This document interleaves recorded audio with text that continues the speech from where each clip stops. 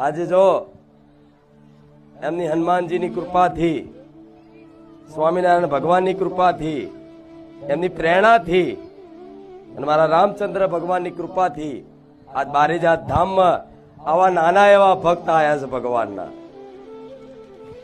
આ બારેજાત ધામમાં તમારું ભાવભર્યું સ્વાગત છે. આટલી ઉંમરે આ ભક્તિ જાગવી, આવા ધાર્મિક સંસ્કારો મળવા એટલે ધન્ય છે એમના માતા પિતા નહીં, તે ધન્ય છે એમના કુળને.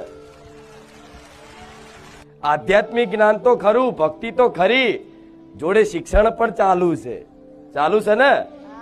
આ તો સંબોધો મારા ભક્તોને, શું કહેવા માંગશો તમે? કે જુદી જ તાસીર છે આ ધરાની, કે જુદી જ તાસીર છે આ ધરાની. અહીંયા મહાભારત વાવો ને તો ગીતા નીકળે. હજી દબકે છે લક્ષ્મણ રેખાવો, કે હજી દબકે છે લક્ષ્મણ રેખાવો, કે જ્યાંથી રાવણ પણ બીતા નીકળે. અને હજી કોઈ જનક બની ખેડ કરવા નીકળે તો હજી આ ધરતી માંથી સીતા નીકળે. સૌ કોઈના જીવનમાં એક એવી સાંજ આવે છે કે બધું જોવા છતાં એને કશું નું કામ આવે છે. સૌ કોઈના જીવનમાં એક એવી સાંજ આવે છે કે બધું જોવા છતાં એને કશું નું કામ આવે છે.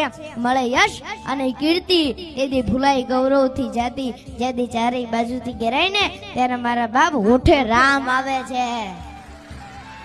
કે તે છતાં જીવન જીવવાની એક જડીબુટી બતાવી દઉં, કે તે છતાં જીવન જીવવાની એક જડીબુટી બતાવી દઉં.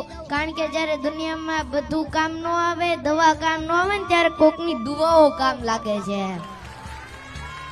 कि जो सर फिरे होते हैं इतिहास उन्हीं की लिखती है, समझदार तो लोग सिर उनके बारे में पढ़ते हैं.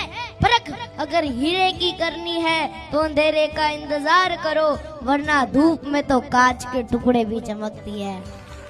सच्चे इंसान और हिम्मत वाले की परीक्षा तो मुश्किलों में भी होती है. वो मार्ग सीधा नहीं था, बहुत कठिन था. અને હનુમાનજીને જેટલી રામમાં પ્રીતિ, ભક્તિ અને ભરોસો હતો એટલો બીજાને નતો. કારણ કે જેટલો ભરોસો મોટો ને એટલો ભગતય મોટો.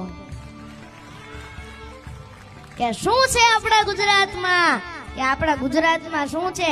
આપણા ગુજરાતની અંદર તો એક જ આપણું ખૂંખાર મેલડીનું બારેજાત ધામ છે.